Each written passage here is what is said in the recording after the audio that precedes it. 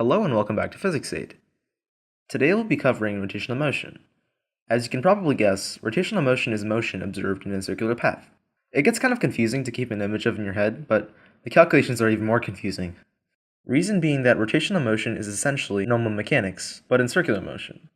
This means that you have to incorporate the radius of motion into every equation in order to convert from rotational to linear motion. It ends up complicating a lot, actually, and it gets really annoying when you miss out a single detail in an equation, because a ton of these aren't even on the given equation sheet, but it's much easier if you already know them, so you don't have to derive them during the test. There are problems that don't seem to be related to rotational motion, but they are. Without further ado, let's get right into them.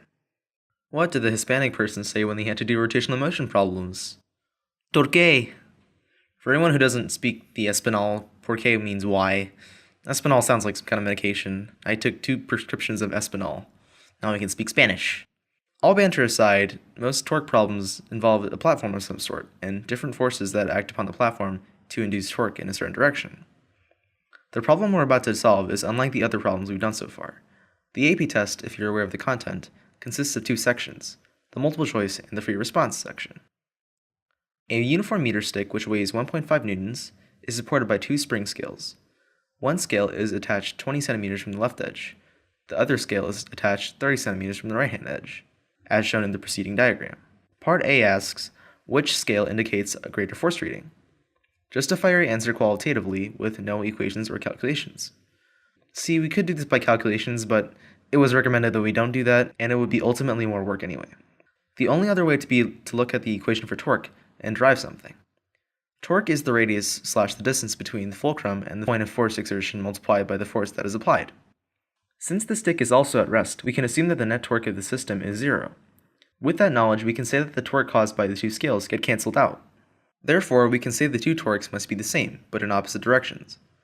With reference to the distance of the scales to the center of the meter stick, which we will define as the fulcrum, we can see that the force the right spring exerts must be greater than that of the left, in order to have a net torque equal to 0. So the answer is the right spring scale.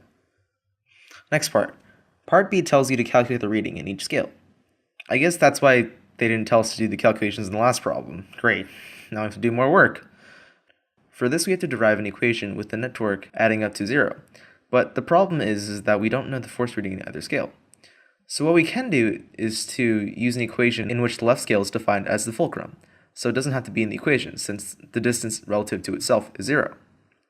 The equation for torque is radius times force. We can just plug in all the information given. The right spring is 50 centimeters from the left. The force of gravity is exerted from the center of mass at 30 centimeters from the left spring with 1.5 newtons. Once we put all the numbers in, we should get the force reading from the right scale, which we can then subtract from 1.5 newtons in order to get the force reading from the left. So the answers are 0.9 and 0.6 newtons. Part C says that in a new scenario, the right-hand scale has moved close to the center of the meter stick, but is still hanging to the right of the center. Now, will the reading in the left scale increase, decrease, or remain the same? What about the right scale? These problems show up on the AP test so much that I'm really tired of them. However, how tired I am of them is irrelevant to the fact that they will keep showing up, and it's really annoying.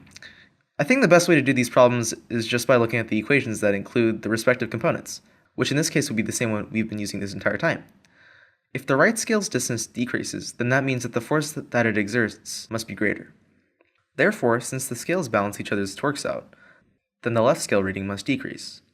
Part D says that everything in the system reverts back to its original position, but this time there's a 0.2 newton weight.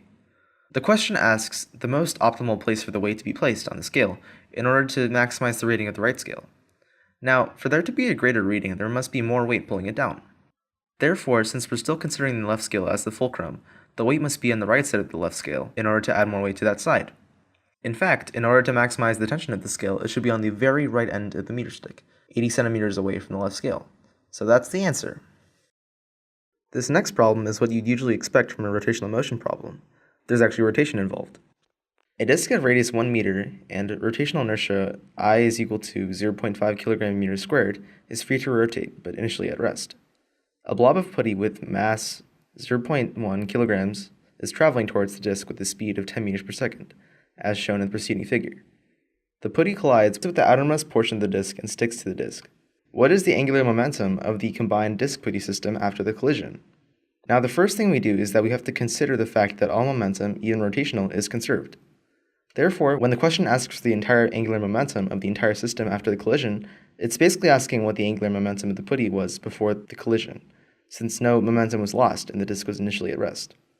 From there, we can just use the relationship between linear and angular momentum. Linear momentum is mass times velocity, so the angular momentum is mass times velocity times the radius of motion. If we plug in the given numbers, the answer should be 1 kilogram meters squared per second. Overall, rotational motion problems aren't the most difficult concept to understand, but the calculating gets hairy if you can't recall which derivations work best for you, or save you the most time. With the problems in which you have to observe the correlations between what increases and decreases, again, it's just best for you to write down the equation and think it through. Generally, doing everything in your head is harder. You might think it saves you more time, but quickly jotting down your ideas always helps. Last thing, if a free response problem tells you to explain or show your work, do it. They will take out points if you don't articulate your ideas sufficiently and clearly. Other than that, thanks for watching and see you all in the next video.